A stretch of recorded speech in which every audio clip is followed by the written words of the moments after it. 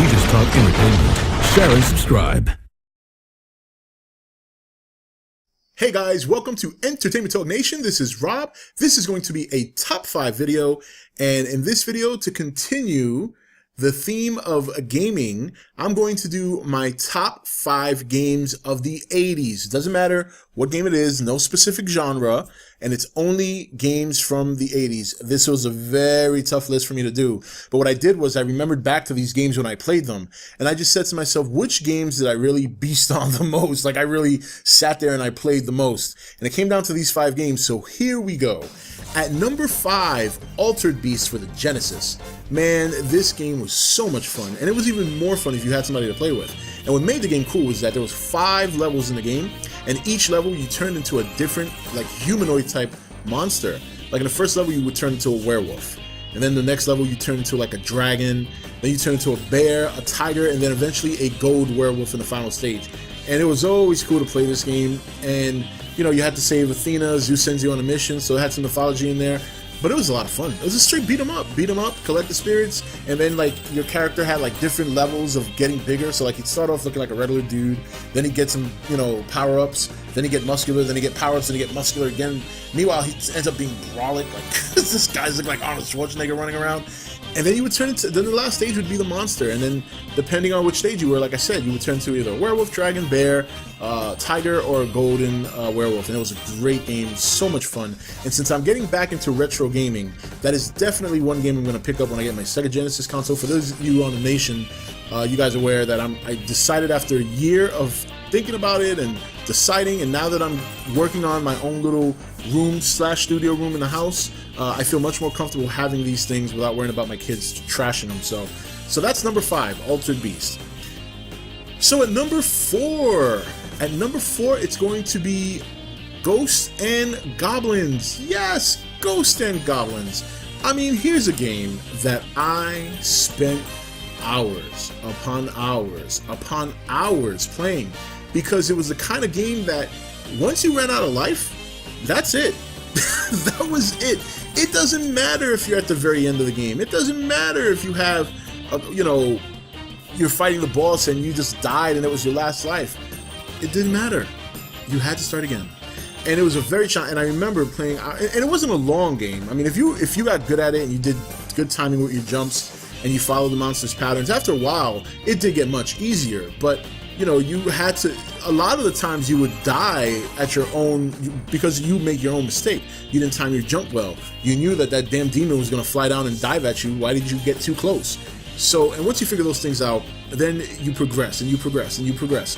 But it takes hours. And I remember playing this game for hours, having a blast, getting frustrated, wanting to chuck my controller across the room a couple of times, but it was all in good fun, man. So Ghosts and Goblins at number 4.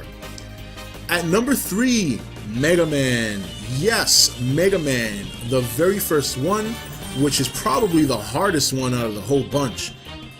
Another game that was just fun. You know, you had 6 characters you had to beat, and once you beat them, you head into Dr. Wily's castle, and then you have a couple of stages you got to get through, each with its own boss before you finally got to Dr. Wily. And none of it was easy along the way. Timing your jumps once again, figuring out which weapons that you would get from the last boss would kill the current boss. And it was a lot of fun. The music was great, all that little MIDI music goodness, and the challenge was fantastic, and the end result, beating the game, was just a fantastic reward. One of my favorite games of all time. So Mega Man is at number 3. At number 2, Mega Man 2. Yes, Mega Man 2. Not as challenging as the first Mega Man, but they expanded it with 2 more extra bosses. The music was even better, the stages were much more involved, and it was just so much fun. It was such a fun game, and it wasn't as challenging. I mean, you got 1-ups a lot more often, there were codes to save, but you got a lot more cool things, like, you know, you on top of all the weapons you get from the bosses, you also had some extra add-ons, like a flying jet, and this other item where you can toss out like these propellered platforms to help you through a stage. And it was just a lot of fun. And then you get these little energy containers, so if you have a tough battle with a boss and they keep pounding on you pretty good, you had a reserve tank of energy to bring you back to full life and give you that edge in a battle.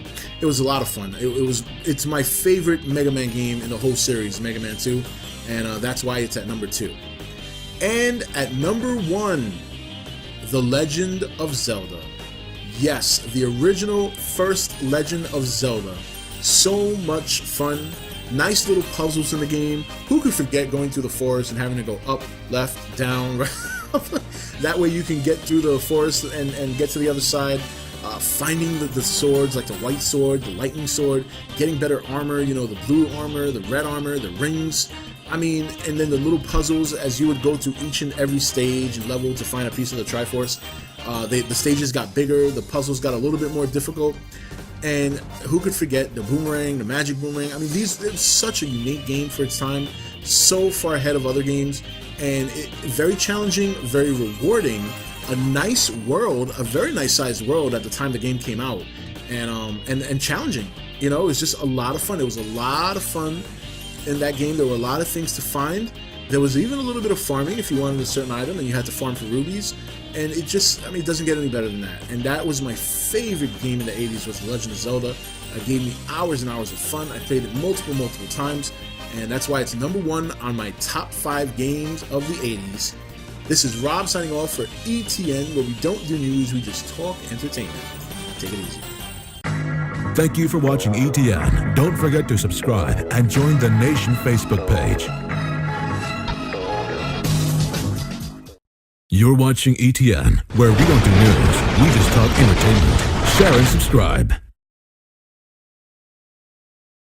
Hey guys, welcome to Entertainment Talk Nation. This is Rob. This is going to be a top 5 video, and in this video, to continue the theme of gaming, I'm going to do my top 5 games of the 80s. It doesn't matter what game it is, no specific genre, and it's only games from the 80s. This was a very tough list for me to do, but what I did was I remembered back to these games when I played them, and I just said to myself, which games did I really beast on the most? Like, I really sat there and I played the most, and it came down to these 5 games, so here we go. At number 5, Altered Beast for the Genesis. Man, this game was so much fun, and it was even more fun if you had somebody to play with. And what made the game cool was that there was 5 levels in the game, and each level you turned into a different